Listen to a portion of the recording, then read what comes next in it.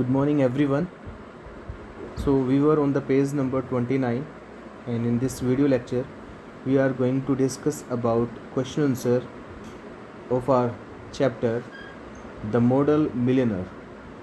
So, now let's start from starting. Page number 29. Choose the right options to complete these sentences. So, there are 4 options with each sentence. You have to choose the right option. First sentence is that the author portrays ह्यूवी as, जो author है वो ह्यूवी को portraits करता है, यानी कि उसका चित्रण करता है. किस तरह करता है? As charming and delightful but unsuccessful, successful and rich but foolish, intelligent and rich but unkind, practical and sly but poor. यानी कि वो चार्मिंग था, खुश था परंतु अनसक्सेसफुल था, वो सक्सेसफुल और रिच था परंतु मूर्ख था, इंटेलिजेंट और रिच था परंतु अनकाइंड यानी दयालु नहीं था, प्रैक्टिकल और स्लाई बट पुअर था. तो which option is right? You have to choose. Second sentence, Huey was in love with a girl but could not marry her because, जो ह्यूवी था एक लड़की से प्यार करता था परंतु उसे शादी नहीं कर सका क्योंकि four options are there. The girl did not love him, वो गर्ल उसको लाइक नहीं करती थी. The girl's father did not like him, जो गर्ल्स का फादर था उसको लाइक नहीं करता था. His mother did not like the girl, उसकी मदर उस गर्ल को लाइक नहीं करती थी. The girl's father put a condition that Huey must have 10,000 pounds to marry his daughter. उसके फादर ने कंडीशन रख दी थी कि ह्यूवी के पास 10,000 पाउंड्स होने चाहिए, उसके बाद वो अपनी डॉटर की शादी करेगा उससे. Third sentence, Huey gave money to the model because, Huey ने उस मॉडल को, उस पुअर पर्सन को मनी दी, पैसे दिए. क्योंकि he had a lot of money to spare, उसके पास बहुत सारे पैसे थे देने के लिए, सेव करने के लिए, जो उनको ज़रूरत थी उससे अलग बहुत सारे पैसे थे उसके पास.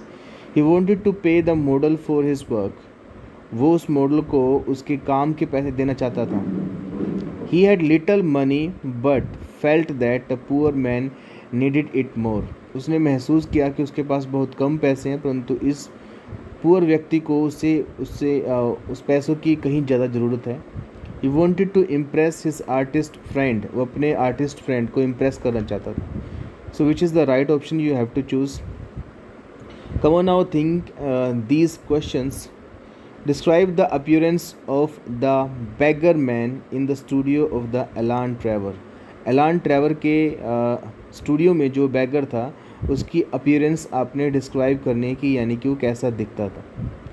Come on the second question.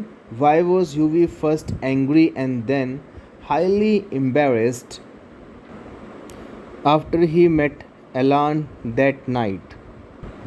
ह्यूवी जो था पहले वो एंग्री हो गया, फिर वो बहुत ज़्यादा उसने शाय फील किया. ऐसा क्यों हुआ? जब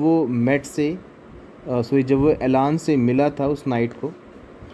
कम on the third question.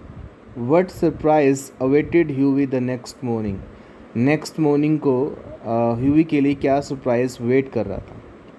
Now read this sentences from the text and answer the questions that follow. And by the way, you have made a conquest. Who is the speaker and who is he speaking to? इसका speaker कौन है और वह किससे बात कर रहा है.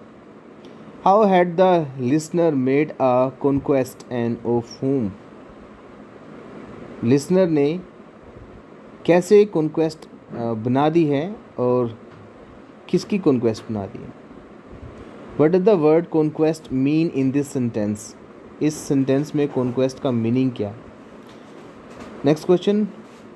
What a duffer he must think me, वो मुझे किस तरह का डफर समझेगा. हु इज़ द स्पीकर, इस लाइन का स्पीकर कौन है. हु इज़ ही, और वह कौन है, सॉरी ही कौन है इस सेंटेंस में. व्हाट मेक्स हिम से दिस, किस बात ने उसको ऐसा कहने के लिए फोर्स किया.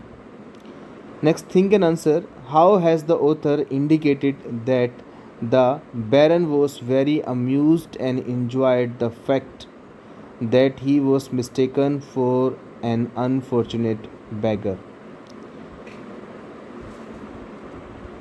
ऑथर इस बात को कैसे इंडिकेट करता है कि जो बैरन था उसको मज़ा आया, उसको अच्छा लगा जब उसको गलती से एक पुअर बैगर समझा गया.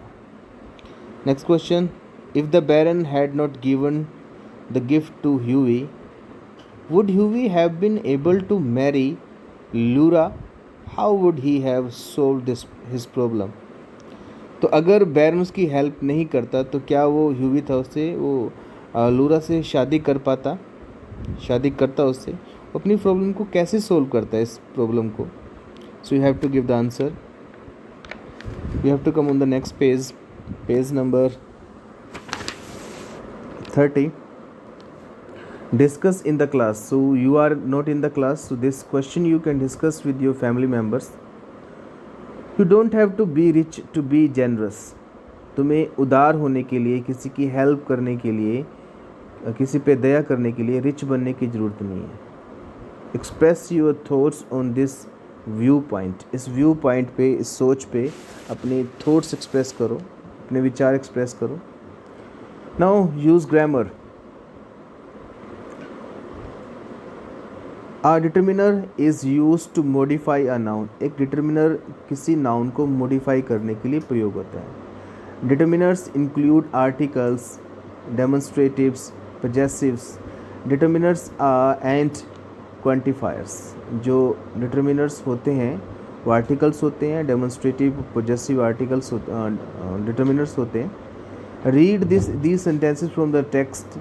Hughie lived on 200 pounds a year and old aunt gave him. ये जो वर्ड है ए और एन, ये क्या है जो बोल्ड किए हुए हैं, ये आर्टिकल्स हैं. आर्टिकल्स ही डिटर्मिनर्स होते हैं. द आगे नेक्स्ट सेंटेंस में वर्ड दिए गए तो वो भी डिटर्मिनर्स हैं. तो हमें ये समझना है कि ए, एन और द आर्टिकल्स होते हैं जिनको हम डिटर्मिनर्स बोलते हैं.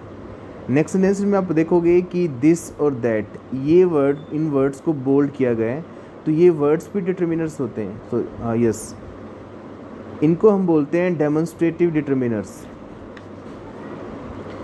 उसके बाद देखो आप माई, हिज, यूअर्स, ये वाले वर्ड्स भी क्या होते हैं, डिटर्मिनर्स होते हैं. इनको बोलते हैं पोजेसिव डिटर्मिनर्स. उसके बाद एवरी, जो वर्ड कैपिटल किया हुआ है, ये भी डिटर्मिनर्स हैं. फ्यू, सम, मैनी, ये भी सारे डिटर्मिनर्स हैं. So now what do you have to do in the exercise number A? Fill in the blanks with all, each, every, few and little. ये वर्ड्स अपने फिल करने हैं. ऑल हमें तब यूज़ करना होता है जब हम सभी की सेंस देते हैं.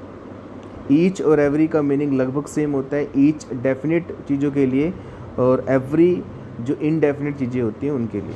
फ्यू और लिटिल दोनों का मीनिंग सेम होता है.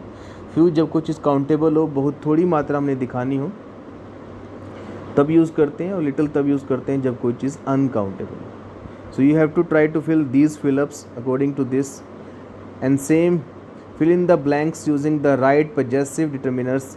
इसमें पोजेसिव डिटर्मिनर्स फिल करने हैं आपने, जैसे my, yours, his, okay, their. सो इस तरह की जो पोजेशन को शो करते हैं वो डिटर्मिनर्स आपने फिल करने हैं बी एक्सरसाइज में, which are given on the page number 31.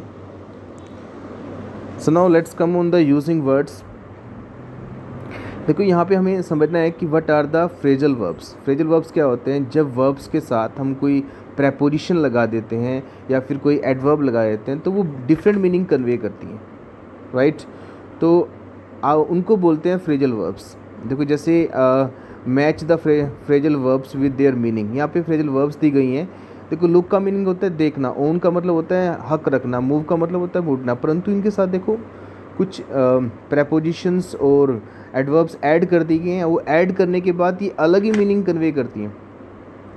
तो मैं आपको इनकी मीनिंग बताऊंगा और फिर जो नेक्स्ट एक्सरसाइज है बी एक्सरसाइज, उसमें आपको इन वर्ड्स को जहाँ पे इनकी नीड है, इन फ्रेजल वर्ब्स को अपने फिल करना है. ओके,